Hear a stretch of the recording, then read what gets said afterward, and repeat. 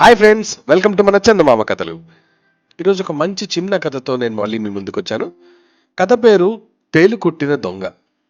మనం ఎన్నోసార్లు ఈ సామెతను మన నిత్య జీవితంలో వాడుతూ ఉంటాం. తేలు కుట్టిన దొంగ అంటే మనం ఏదైనా పని చేసి అది చెప్పుకోలేకుండా ఇరుక్కుపోయినప్పుడు తేలు కుట్టిన దొంగ అనే సామెతను వాడతాం. ఇప్పుడు మనం కథలోకి వెళ్ళిపోదామా? అనగనగనగనగా ఒక గ్రామంలో ఇద్దరు స్నేహితులు ఉండేవారు. వారిలో ధర్మయ్య స్నేహపాత్రుడు, కానీ రామయ్య కొంచెం పిసినారి. ధర్మయ్యకు సంతానం లేదు, అందుకని అతను తీర్థయాత్రలు చేద్దామనుకున్నాడు. అతని వద్ద 200 వరహాలున్నాయి. ఆ నగదులో ఒక 100 దారి ఖర్చులకు ఉంచుకొని మరొక 100 ఎక్కడైనా భద్రంగా దాద్దామనుకున్నాడు. దాన్ని ఎక్కడ దాయాలో తెలియక స్నేహితుడు రామయ్య సలహా అడిగాడు. నా దగ్గర నీ సొమ్ము ఉంచగలను, కానీ ఖర్చయిపోతుందని భయం. అందుచేత ఊరి బయట ఉన్న మర్రి చెట్టు కింద పాతావనుకో, నువ్వు తిరిగి వచ్చేసరికి తీసుకోవచ్చు అన్నాడు రామయ్య. ధర్మయ్యకు ఈ సలహా నచ్చింది. అయితే పట్టపగలు సొమ్ము తీసుకెళ్లి మర్రి చెట్టు కింద పాతి పెడితే ఎవరైనా చూస్తారు. అందుకనే రాత్రి మట్టుమణిగాక ఆ పని చేద్దామని అనుకున్నాడు ధర్మయ్య. కానీ చీకట్లో ఒంటరిగా వెళ్లాలంటే భయం వేసింది. రామయ్యను తోడు తీసుకెళ్లాడు. 100 వరహాలు మర్రి చెట్టు కింద పాతిపెట్టి తెల్లవారుజామునే ధర్మయ్య తన భార్యతో సహా కాశీకి బయలుదేరి వెళ్ళాడు. ఆ రాత్రి రామయ్య చాలా పొద్దుపోయి ఇంటికి రావడం చూసి అతని భార్య బంగారమ్మ కారణం అడిగింది. రామయ్య ధనం దాచిన సంగతి భార్యకు చెప్పేశాడు. ఆ మాట వినగానే బంగారమ్మకు దుర్బుద్ధి పుట్టింది. ఆ సొమ్ము తీసుకురమ్మని చెప్పింది. రామయ్య మొదట ఒప్పుకోలేదు. కానీ బంగారమ్మ బావిలో పడి చస్తానని బెదిరించాక రామయ్య పెళ్ళాం చెప్పిన ప్రకారమే చెయ్యాల్సి వచ్చింది. ఆ 100 వరహాలతో బంగారమ్మ నగా నట్రా చేయించుకొని పట్టరాని ఆనందంతో ఇంటి నిండా తిరుగుతుంది. కొంతకాలానికి ధర్మయ్య కాశీయాత్ర ముగించుకొని స్వగ్రామానికి తిరిగి వచ్చాడు. అప్పటికప్పుడే మర్రి చెట్టు వద్దకు వెళ్లి ధనం దాచిన చోట తవ్వి చూశాడు. కానీ సొమ్ము లేదు. విషయం గ్రహించిన ధర్మయ్య తిన్నగా గ్రామ పెద్ద వద్దకు వెళ్లి జరిగిన అన్యాయం గురించి చెప్పుకున్నాడు. గ్రామ పెద్ద ధర్మయ్య చెప్పిందంతా విని, లాభం లేదు ధర్మయ్య, నువ్వు అడిగినంత మాత్రాన రామయ్య నీ డబ్బు తిరిగి ఇవ్వడు. అసలు నువ్వు మర్రి చెట్టు కింద డబ్బు దాచినట్టు సాక్ష్యమే లేదు. అందుచేత ఒక పని చెయ్యి అని ధర్మయ్యకి ఒక ఉపాయం చెప్పాడు.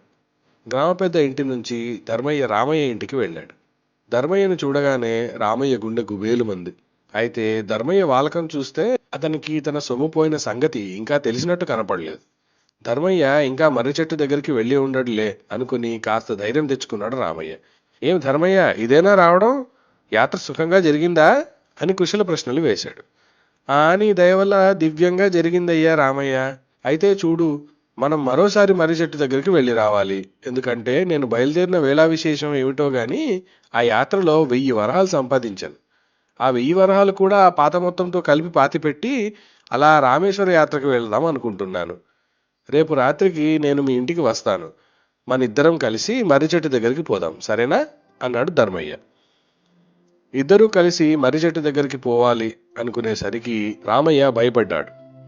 సరే అని తలాడించి ధర్మయ్యను పంపేసి భార్య బంగారమ్మ వద్దకు వచ్చి, కొంప మునిగిందే బంగారమ్మ అంటూ ధర్మయ్య చెప్పిన మాటలు చెప్పాడు. రేపు రాత్రి నేను ఏ మొహం పెట్టుకుని ధర్మయ్య వెంట మర్రి చెట్టు దగ్గరికి వెళ్ళాలి? నా దొంగతనం మొత్తం బయటపడిపోదు అన్నాడు. బంగారమ్మ కాస్త ఆలోచించి, ఆ భాగ్యానికే నా నగలన్నీ తాకట్టు పెట్టి ఓ 100 వరహాలు పట్టుకొచ్చి ఆ మర్రి చెట్టు కింద పాతి పెట్టండి. అవి చూసి ధర్మయ్య ధైర్యంగా మరో 1000 రూపాయలు కూడా పాతి పెడతాడు. ఆయన అట్లా రామేశ్వరం ప్రయాణం అవుతూనే మనం మొత్తమంతా తవ్వి తెచ్చేసుకుందాం అంది బంగారమ్మ.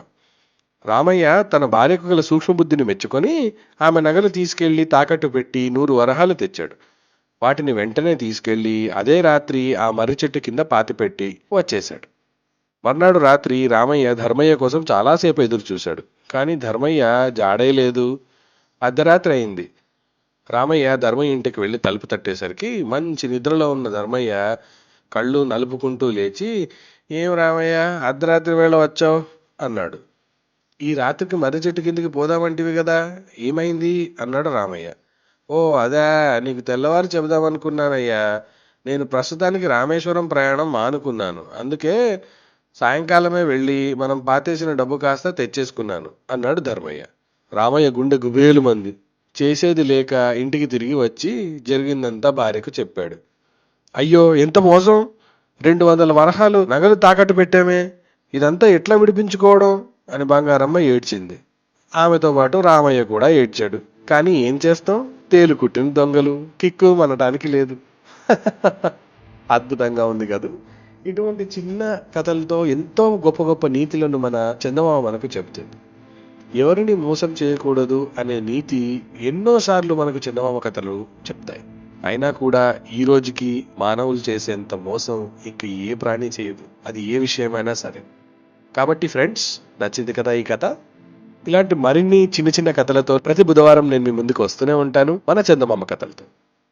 ఈ వీడియో కనుక మీకు నచ్చినట్లయితే లైక్ చేయండి, షేర్ చేయండి, తప్పకుండా మా ఛానల్ని సబ్స్క్రైబ్ చేయండి. మీ ఫ్రెండ్స్ అందరితో ఈ వీడియోస్ని షేర్ చేయడం వల్ల మన చందమామ కథలు లాంటి గొప్ప కథలు, నీతిగల కథలు మన పిల్లలకు, వారి పిల్లలకు, వచ్చే తరతరాలకు నిలిచిపోతాయి.